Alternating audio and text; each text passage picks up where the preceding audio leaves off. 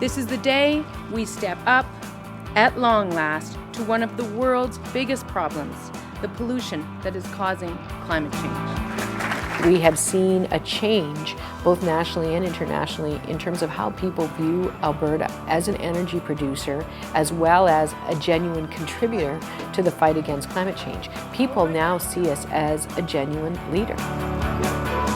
Every day that we come to work, the people that we are thinking about, the matter that is on our mind as we walk into our offices, as we get to work every day, is how Alberta families are doing, how Albertans are doing through these difficult times, and how we can be there with them. Take care. They want to be able to get back to work. They want security for their family. We get that, and we're working as quickly as we can to help position our economy, to create those jobs, and to make sure that Alberta families are successful as a result. Our jobs plan is about supporting businesses that are focused on innovation. It's about supporting businesses that are actually excited to grow, but need that little bit of support, need that access to capital. Every time we would raise wages for our employees, it showed up in a very positive manner in our bottom line. Putting more money into the pockets of some of the lowest income families in our province actually is one of the most effective ways to stimulate the economy. All Albertans are watching this. All Albertans are with the people of Fort McMurray. Everybody understood how scary it was for people of Fort McMurray and how scary it still is when they think about it. And I think that's something we have to remember, is that it's not really over for the people of Fort McMurray. It made our communities stronger. It made our understanding of the value of Fort McMurray to all of Alberta stronger.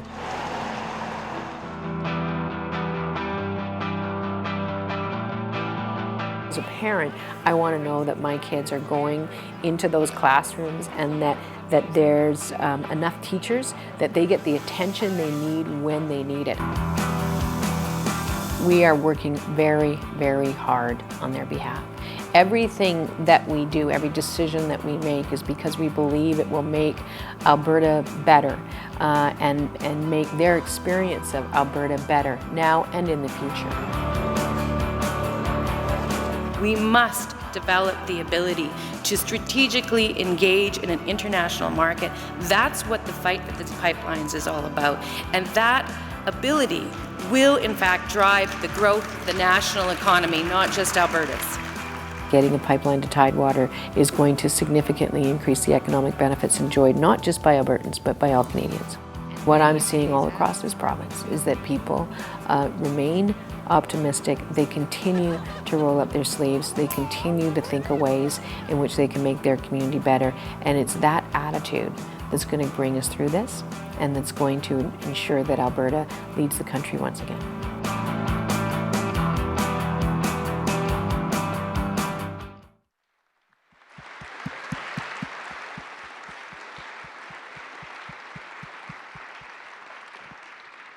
And now it's my great pleasure and honor to introduce Premier Rachel Notley.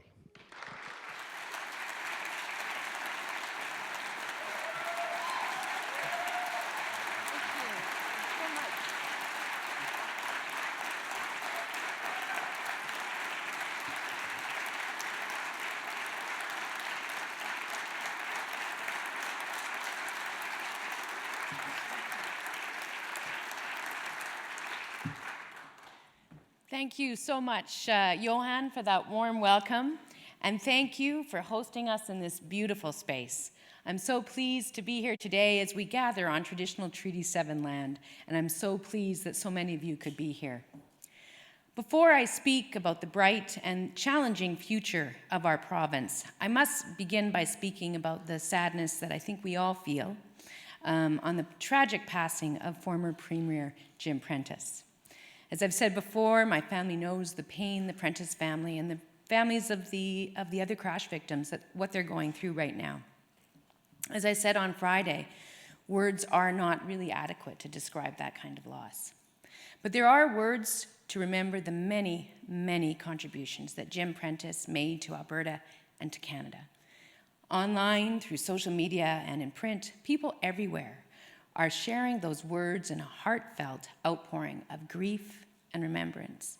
Words like generous, compassionate, caring, genuine, wanting to fix, wanting to help, wanting to fix things. From personal experience, I can add the words gracious and statesmanlike, as he provided me with valuable advice during the post-election transition. From the coal mines of Grand Cache, to his law and business careers, to his volunteer service in Calgary, to Ottawa representing Calgary constituencies, to the Premier of Alberta. In a life committed to public service, Jim Prentice made a difference. He was a friend to Indigenous people. His push for a federal apology for residential schools in 2008 earned the gratitude of Indigenous peoples across this country. As Alberta's Premier, he worked very hard, very quickly, to repair the government's strained relationship with Indigenous communities. And he promised better consultation by repealing Bill 22. Our government followed through on that promise earlier this year. He was a visionary advocate for responsible development and the environment. All Canadians everywhere now enjoy another legacy of Jim Prentice. As Canada's Environment Minister, he oversaw the largest expansion of Canada's national park system since it was founded in 1911. Alan Latourelle, the former CEO of Parks Canada, called him, and I quote, "the best minister I've ever worked for." He was passionate about our country, our nature, but also our stories of Canada. A tireless leader in government and the honorable calling of politics. He earned the right to enjoy a long career in a private life. It is a tragedy that that future has been denied. Alberta is in mourning, and while we look forward as a province to honoring him in an appropriately public way, we honor him personally now, in our thoughts and our hearts, and in our many, many words of condolence and remembrance. And let us carry on, each and every one of us, each in our own way, to keep faith with Jim Prentice's love of this province by working together as he did to make it a better place. So to that end, let's talk about Alberta. And let me start with Calgary. Friends, Calgary is a city that drives the national economy and doesn't back down from any challenge. This is a resilient community in a resilient province at a time when we are all facing a very significant economic shock together. So it's right and proper, really, to come together here in Calgary today to take stock of how our province of Alberta is doing and to talk about what we're doing together in the face of our challenges and to talk about some key interests of ours on the national stage as well. So we're Albertans. We've seen the price of oil go up and go down before, and of course we will again. As my predecessors who led the NDP over the last 30 years have always argued, being so heavily dependent on one product sold at one price to one market leaves us far too vulnerable to the ups and downs of an international oil market over which we have exactly zero control. Our government came to office in the face of a textbook demonstration of the economic price Alberta pays for failing to diversify. And everyone in Alberta knows the consequences of that failure. Much of our economic growth over the past decade has been driven by a massive influx of investment capital chasing those $100 barrels of oil. And when that price crashed, so did that investment boom. And that is why, for instance, Premier Peter Lougheed always argued for a much more considered, more prudent, and systematic energy development strategy so that we wouldn't be robbed of the benefits of the good times by the pressure and costs of unsustainable booms. And so we wouldn't pay such a heavy price during the inevitable busts. So failure to heed that advice brought us to where we are today. And as we are all painfully aware, many areas of our economy have been adversely affected by the current crash in prices and investment capital. And as a result, far too many Alberta families are worrying today about their employment and about their economic security. I know that that is very much the case here in Calgary. But you know, we live in a province that comes together and works together in the face of tough challenges. Fort McMurray showed the whole world what Alberta is made of during the fire there a few months ago. When, in dark economic times, we need to look for inspiration, we can find it in the incredible heroism and dedication of our first responders, of the volunteers in Fort McMurray and throughout the province, and in the resilience of the people of Fort McMurray themselves. What an incredible inspiration they are. Just like the people of Calgary were during the floods here a few years ago. Albertans, we're practical people. We're community-minded people. We're entrepreneurial people. We're innovative people. And we're tough people when we have to be. So we're going to come together, and we're going to set a new and better course for our province. We're going to tackle our challenges with the same hopeful optimism that built Alberta and has seen it through many, many challenges in the past. And we're going to build a province where our children and our grandchildren can be proud of the province in which they live. Alberta, proud and strong, just like we have always been. So, when we ran for office last year, my government was very clear about the course that we believe is right for the people of this province. Firing nurses and teachers, as you've probably heard me say before, will not make the price of oil go back up.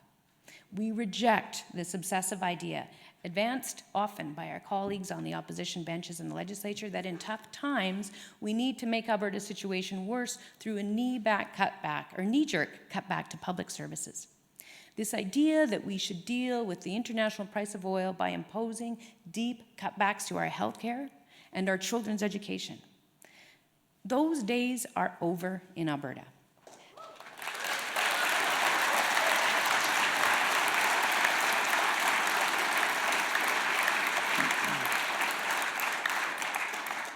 Healthcare and education are safe in your government's hands. When someone in a family is diagnosed with a serious illness, they don't want a lecture about the price of oil. They want to know care will be there when they need it. So, working to make sure that's true, for example, by starting construction of Calgary's new world-class cancer care centre next year.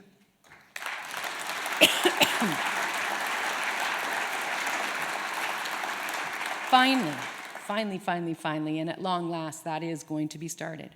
The facility will have 160 inpatient beds. It will have 12 new radiation vaults, a clinical trials unit, 9 major research labs, as well as several outpatient cancer clinics. It will be a state-of-the-art facility providing great care for people throughout southern Alberta. And while it's being constructed, it will provide hundreds of good jobs and a sorely needed boost for Calgary's economy. The same considerations, quite frankly, apply in education. When a worker loses their job and is looking for retraining to get a new one, they don't want to hear they're out of luck because of the price of oil. That isn't good enough in an economy that is going to change and, quite frankly, keep changing in the years to come. That training has to be there. And a good public education system has to be there. And world-class universities and institutions too. Now, I'll say some more about education in a few moments, but my point is this. It makes no sense to try to deal with a crisis in the price of oil by creating a second crisis in the basic public services like education and health. That was tried in the past, and my friends, I'm here to tell you, it failed. We can do better.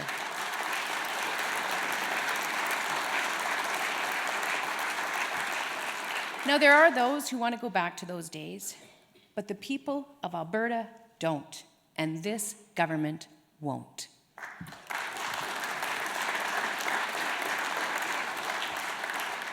Now, having said all that, I wish I could leave this discussion of our fiscal realities right there, but I can't. Friends, saying what I just said does not mean that we don't face a serious fiscal crisis, or fiscal situation anyway. Provincial revenues in Alberta have dropped by almost 15%. The provincial government can serve and is serving as an economic shock absorber for a time. We can say no to proposals to download the provincial deficit onto the family budgets of ordinary Albertans. We can handle the current dramatic drop in government revenue for a time. But as our economy improves in coming years, the provincial budget is going to have to move towards coming back into balance. And that means We can protect healthcare. We can protect education. We can protect our critical public services. That's how we do it. But that also means that we are very unlikely to have a lot of headroom for major new spending proposals until recovery occurs. And that means that people providing public services or other services funded by the provincial government need to find innovative ways to do more with the funding that they have now. That means, for example, municipal leaders need to know, and do know, I believe, that the exciting new proposals that they have will probably need to be paid for by reallocations. Starting a new project might mean moving money from an old. But it also means this. It means stability, but not big increases in all public budgets until better times return. And stability, my friends, is the watchword. Asking people to do more with less has been a common refrain in many sectors for many years. I get that. What I also know is that asking people to do that with erratic and volatile funding levels was not right and was bound to failure. That's been our history in Alberta, but it doesn't have to be our future, and it won't be. We will work carefully and diligently and respectfully with our public sector partners all across the board to manage the pressures that they face within existing funding levels. And in return, they can count on certainty in overall commitments from our government. We know we can do this. For example, I'm very proud and pleased to be able to salute the spirit and contribution of our province's doctors. This week, the Alberta Medical Association announced that Alberta's doctors voted by 74% to endorse a different agreement with the government of Alberta. We negotiated this agreement over the past year with a minimum of drama and a lot of joint problem solving. The stakes were not small. The AMA agreement is the single largest expense in the provincial budget, $5 billion a year, 10% of the total. Costs related to this agreement have increased by an average of 9.7% per year for the last 10 years. With the deal negotiated by the previous PC government slated to continue for another 2 years, projections showed costs could have continued to grow 8% a year. So, we asked our doctors to help us protect the healthcare system by getting those increases under control, and they answered the call. The renegotiated AMA agreement is designed to hold spending increases to about 2% through 2018.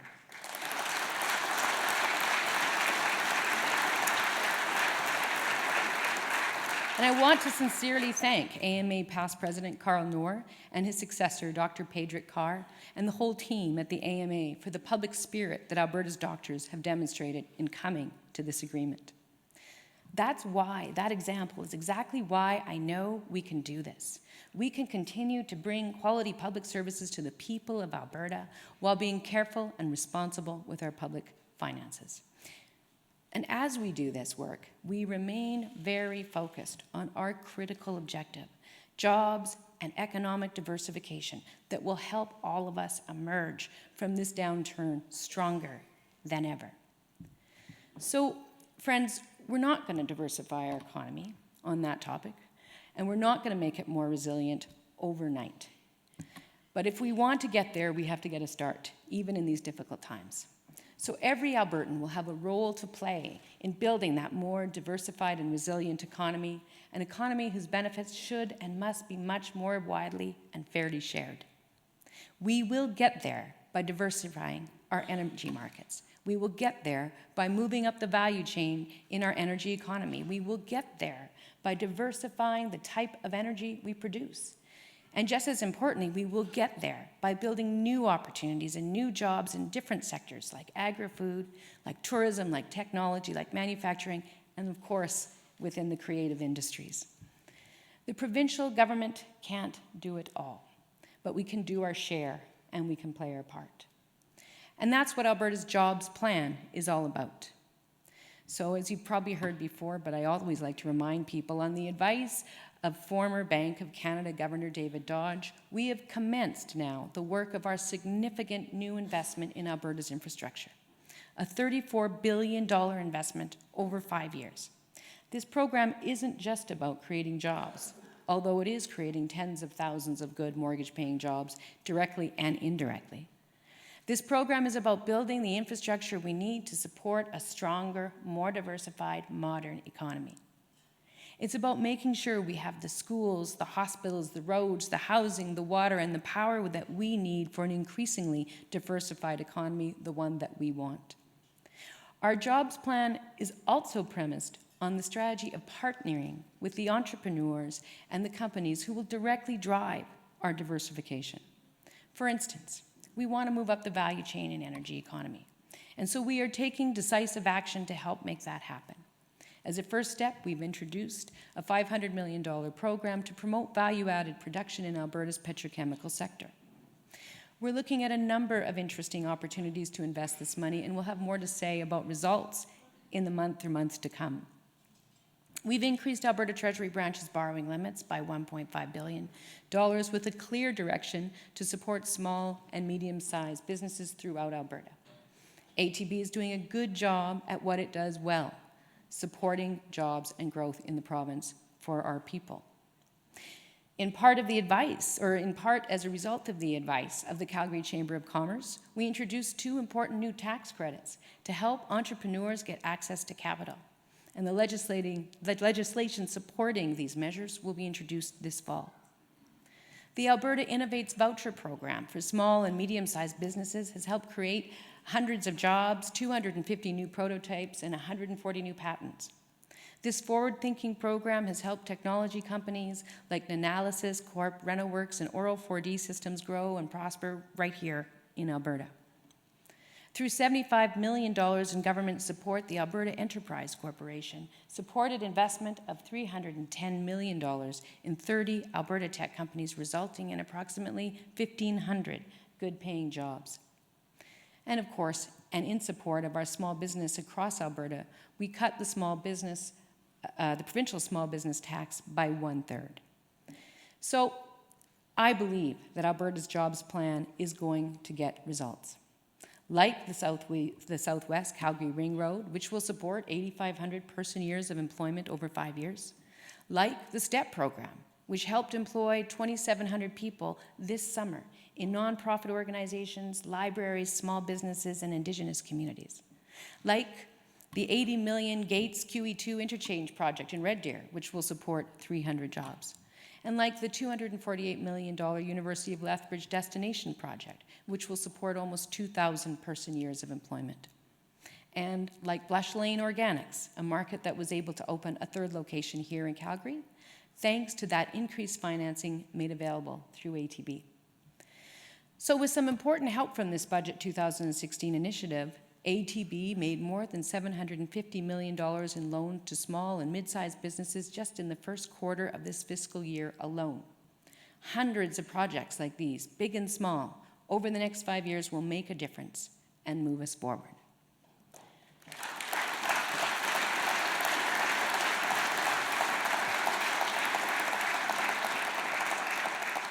But you know, Albertans don't just want a return to growth per se.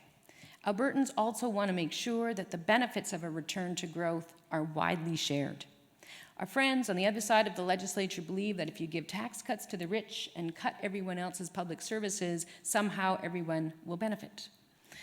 The lie that looking after only the fortunate helps everyone else has been proved wrong everywhere in the industrialized world after being given quite a good run, unfortunately. Socialism for the rich and austerity for everyone else is a completely discredited approach.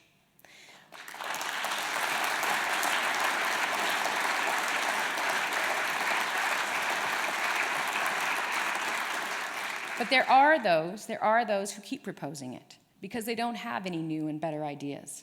Well, I'm here to say that I believe our government does have new and better ideas. In particular, like our new and better idea that if you work hard, you should be able to afford to house your family and to feed them and to live a decent and dignified life. Which is why we are increasing the minimum wage in Alberta to $15 an hour, so that better times will be widely shared and no one will be left behind. This is Alberta. This is Alberta, and I know the economy is going to recover. And in this province, as that happens, we are going to pay people fairly. So, friends, there's more the provincial government can do. Still more. And here's a very important example. We can make sure that Albertans have the access to education and skills training they need for the new diversified economy we are going to build.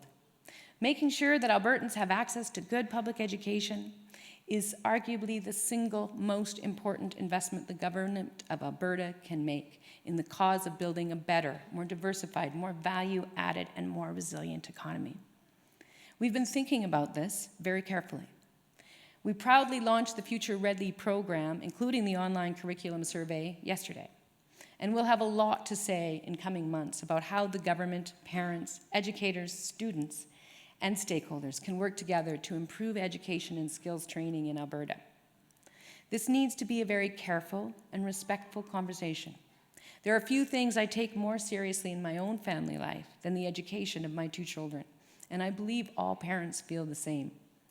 The education system doesn't need more rounds of provincially initiated organizational chaos. There's been more than enough of that in the past few years.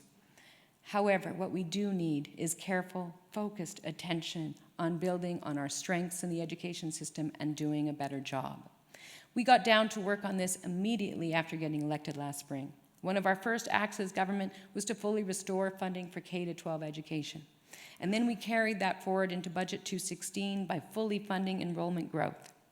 That commitment allowed school boards to hire 1,100 new teachers and protected more than 800 teaching assistant jobs that would have been lost otherwise.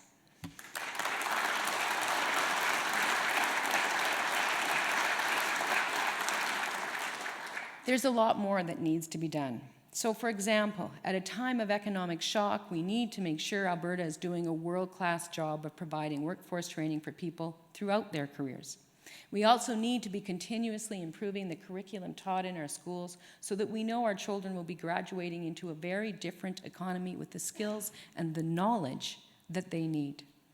We also need to make sure that education and training are accessible. The best education in the world does no good if the people who need it most can't afford it. So early today, my government announced that we are extending the tuition freeze for Alberta students for a 3rd year to the end of the year 2017-18.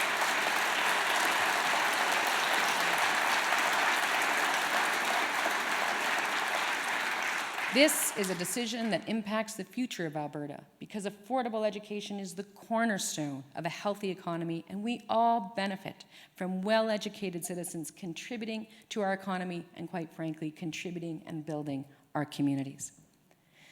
So, friends, let me speak about another issue that we need to tackle to turn our economy around and, quite frankly, to build a better future. And that is this. As one of the world's major energy producers, we need to take control of the climate change issue before it takes control of us.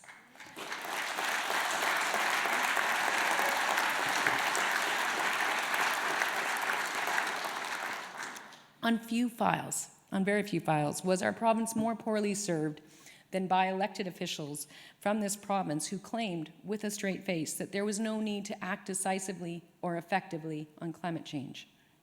This failure to attend to the fundamental strategic interests of Alberta is a key reason why we remain landlocked today, despite 10 years of promises that the issue was going to be addressed effectively. So let there be no doubt. If we want a better economic future, we need to lead on climate change.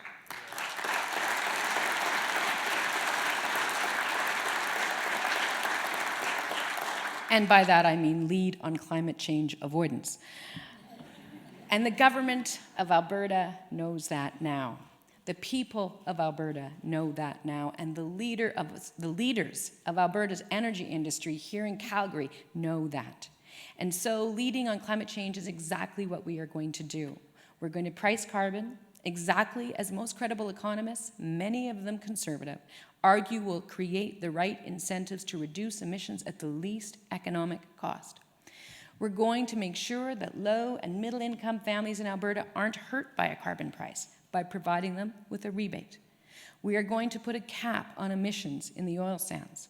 We are going to bring in an energy efficiency program, the first one in Alberta's history, the last province in the country to have one. We are going to implement a world-leading methane reduction program, and we are going to replace coal-generated electricity with cleaner-burning natural gas and a growing, modern, clean, renewable energy industry here in Alberta.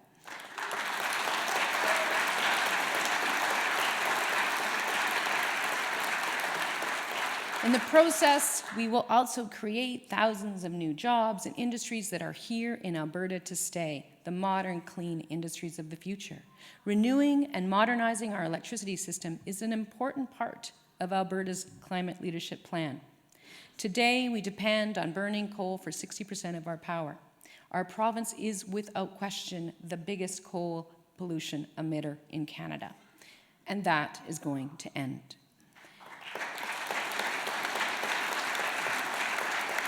And to that end, we will be spelling out the framework for this conversion this fall. As part of our plan, we will set out a program to provide coal emitters with some of the capital they need to close their plants and to invest in cleaner power production as coal is phased out in Alberta. We will set out how proponents will be able to bid into Alberta's market to help replace that coal power generation.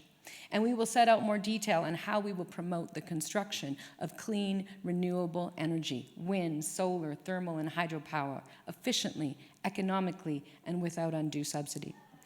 In all of this, we will be creating jobs with a future and helping to build a more resilient, diversified, and clean economy. That is the future of Alberta. Those who argue that we don't need to do any of this are proposing to lead this province into the 20th century.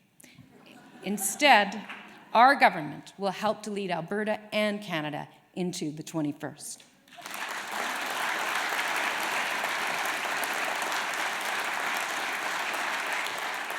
So I referred earlier to Alberta's land lock. Let's return to that issue. Diversifying our economy means a lot of things, including diversifying our markets. Right now, Alberta is locked into energy infrastructure that allows us to sell to a single customer, the United States. Now, the US will always be a critical market for Alberta. They will likely always be good friends and partners. But if you only have one customer, that customer dictates your price and dictates your future. The world is a global market, and we need to be able to sell to that global market, to anyone who wants to be our partner. So that means we have to break Alberta's landlock. We need access to tidewater so that we can have access to more customers, more markets, and more profits for the people of this province. Between now and the end of the year, the federal government in Ottawa will be making some important decisions about the economic future of Alberta, decisions that will shape our future for many years to come. Now, we have shown that we are a responsible energy producer.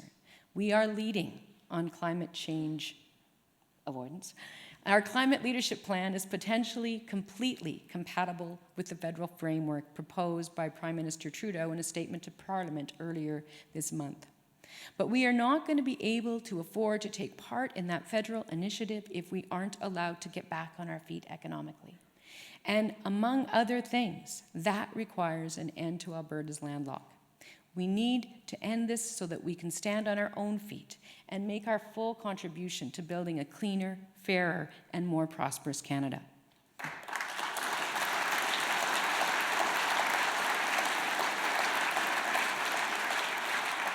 So my government has been speaking out clearly on this issue since we were elected. And here too, on all of the issues I've been talking about today, we will be working with focus and determination to get the job done. So that's what the people of Alberta are looking for from their provincial government. They want a government that keeps its promises and works in the public interest with focus and determination to get the job done, no matter how difficult the job may seem. Together, we are addressing the real issues that lie before Alberta. The need to diversify this economy, the need to do a better job in education, the need to act decisively on climate change, the need to break our province's landlock in order to diversify our markets and our opportunities. Now, we've taken some hard economic knocks from the international price of oil, but nobody knocks Alberta down for long. We're getting back on our feet. We're working together to build a better future for our families, our children, and our grandchildren, building on the legacy of those who came before. We all share a love and a pride in our province of Alberta, our home, a cornerstone of Canada, a province that has led before, and a province that I know will lead again. Thank you so much for coming here today.